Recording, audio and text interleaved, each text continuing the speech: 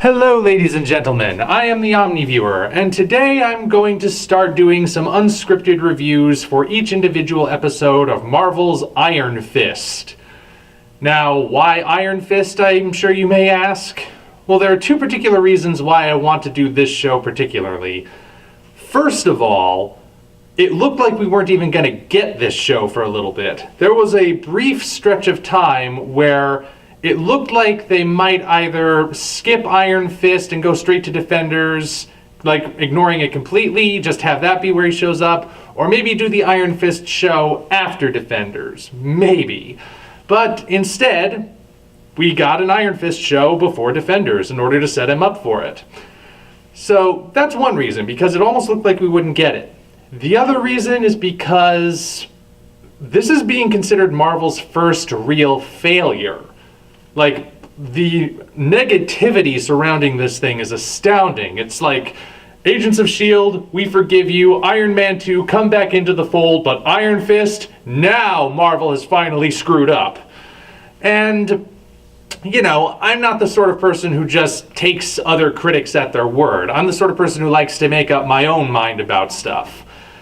Especially since a lot of these negative reviews I see interspersed in there stuff about how people are mad that Danny Rand wasn't being played by an Asian American actor, even though his character is white in the comics anyway. So that brings to mind the question, well, how much of this is genuine criticism against the show, and how much of it is people trying to stir up controversy where there shouldn't really be any? So I'm going to find out for myself. I've got access to Netflix, I can watch Iron Fist. I'm going to go through this episode by episode and see if all the negativity is actually worth it. Well, not worth it, but whether it's deserved or not. And I should also give you just one last little bit of information before I get into it. I have never read a single comic with Iron Fist in it. I am a complete blank slate. Well, not completely blank. I know the costume, I know his basic power, I know he's a martial arts guy, I know he was partnered with Luke Cage for a little bit, but otherwise, I do not know anything about the source material, which, on the one hand, you might think that gives me no credibility to talk about this, because I won't be able to point out every single little Easter egg, and I won't be able to compare it to the source material. But on the other hand, if I can get into Iron Fist just based on this, then that alone should be worth something. I don't think that you should have to be familiar with the source material of something in order to enjoy an adaptation of it. So, and that's how all the other Marvel Cinematic Universe things have worked so far. So that's where I stand. I'm going in knowing next to nothing about Iron Fist, and I'm going to judge the show completely on its own merits, not as an adaptation or anything. And we'll see where it goes. So, this is the first episode.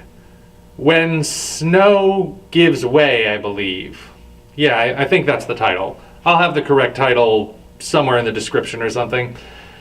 But, as first episodes go, it's good. I've heard a lot of people comparing it to Arrow, like even back when we got the first trailer. You know, Arrow, the CW show based on Green Arrow that's also spun off into Flash and Legends of Tomorrow. Because the setup is kind of similar. You have, spoilers by the way, I'm going to go into spoilers, I'm assuming you've seen this as well. You've got the character who's the head of a company, or son of the head of a company, whichever, who has been gone for a very long time. While he was gone, he became a superhero, or learned what he needed to become the superhero. He comes back, and there's a conspiracy, and he's fighting alone for the most part with only a couple allies. There are similarities, I will give you that. There are similarities between Iron Fist and Arrow. Superficially, though, because you know what else Iron Fist has in common, and that Arrow also has in common with? The Dark Knight trilogy, the first Iron Man, Doctor Strange to a certain degree, the Hulk to a certain degree, this whole idea of the hero disappearing, then coming back with the training he needs to become a hero, we've seen it before. So saying it's only just like Arrow, not exactly fair. But Iron Fist is taking a new approach. Because what it's doing is, it's not making it easy for Danny Rand to come back in to society because nobody actually believes he is who he says he is. There's the rub. He's been declared dead, and he disappeared when he was 10, apparently. So now he's returning as an adult. No one would actually recognize him. And he can't get anyone to believe that he is who he says he is. And those who suspect he is who he says he is don't want him there. So that itself is an interesting way to go. But I will say this. The way in which they closed off the doors of how they could potentially identify him, didn't really like how they played that. Because, let's see. Okay, there's a scene where he's talking with who I assume is going to be one of the major villains, Ward Meacham. And it's the scene in the car, if you've seen the episode. And Meacham is saying, oh, well, how about a DNA test? How about fingerprints? That'll prove who you are, who you say you are. But Danny Rand is going, I disappeared when I was 10. I never got my fingerprints taken. And I don't have any living family members, so how can I do a DNA test? And yeah, when I saw that scene, I kind of thought, I don't think that's right. Because I remember, like, when I went to school when I was a little kid, like first or second grade, I believe, there was this huge event at my school where all the kids' fingerprints were taken so they could be entered into the system for safety reasons in case, you know, the worst should ever happen. I think. I don't know. I don't really remember that clearly because I was a little kid who wasn't really paying attention. But yeah, that felt a little weird. I don't know if that's a common thing across the United States that kids get their fingerprints taken, so maybe it's not something they do in New York, or if that policy changed, or if they're just pulling it out of their hats to cut that cord before it gets too far. And as far as DNA test goes, I'm thinking, okay, first of all, no living relatives, not even like a very distant cousin 5 times removed or something.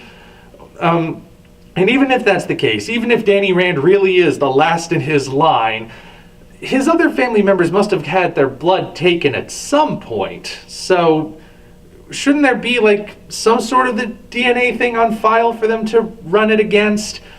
I don't know. I'll be honest. I don't know any of that for certain, but it felt like it was just sort of pushed aside before we could actually go down that path and really question whether or not it was viable. And I know why they did it. That's the thing. I know why they did it.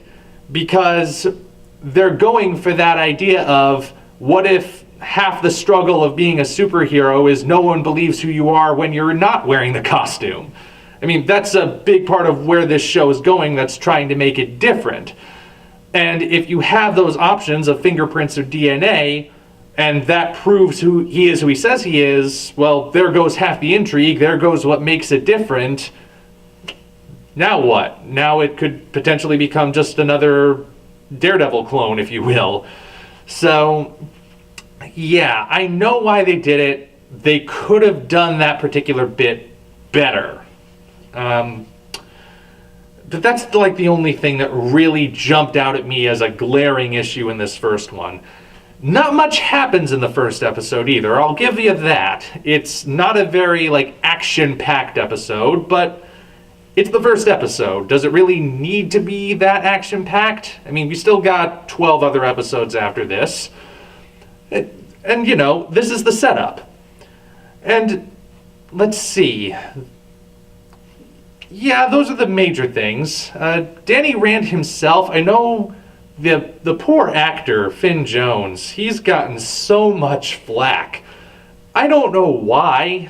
I mean, is he Laurence Olivier? No, but only Laurence Olivier was Laurence Olivier. I mean, he's given a good performance in this first episode, I think.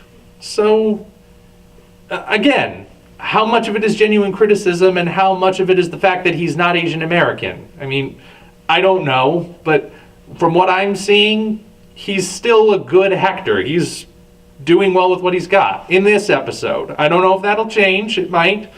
But I see no reason to hate him. All the performances are really good. And especially the villains, which thus far is the Meacham family. As of the first episode, remember, I'm going into spoilers here. You have Ward Meacham and Joy Meacham, a brother and sister duo who have taken over Danny Rand's family company, and their father, William Meacham? I'll just call him the senior Meacham, the father Meacham, because I don't quite remember his first name. But once again, spoilers, we're led to believe he's dead up to a certain point, but then at the 2/3 mark, I believe, it's revealed he's alive. And he just faked his death, and he's operating stuff as a shadowy figure behind the scenes. Clearly trying to go for Kingpin 2.0. Kind of like, Wilson Fisk was that kind of figure in the Daredevil series, the first season, and eventually came back into the light. But then again, he had never faked his death in the first place. So I don't think that'll be happening this time. Not as a planned event for the villains, at least. But, yeah, they are despicable, let me tell you. Everything about them, even just the look they have in their eyes when they are being completely neutral, makes me hate them. So, that does mean they're one note.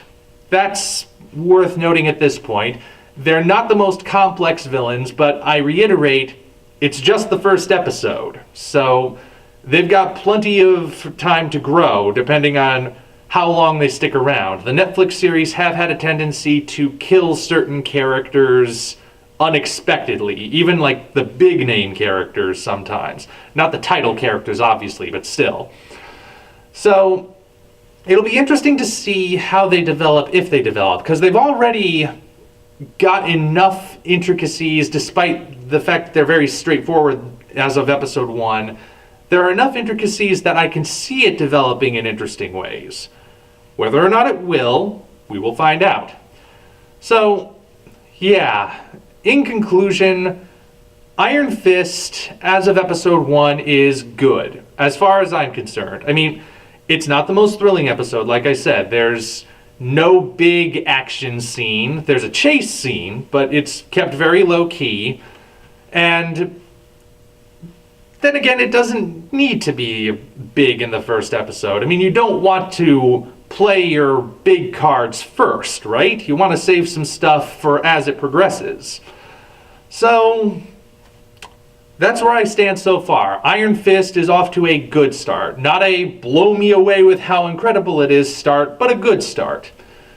And we will see where episode 2 brings us.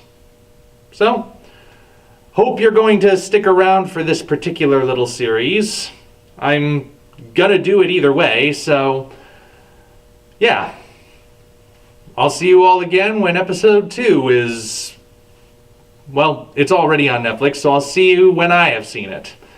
Till such time as we meet again, this is the Omni Viewer signing off.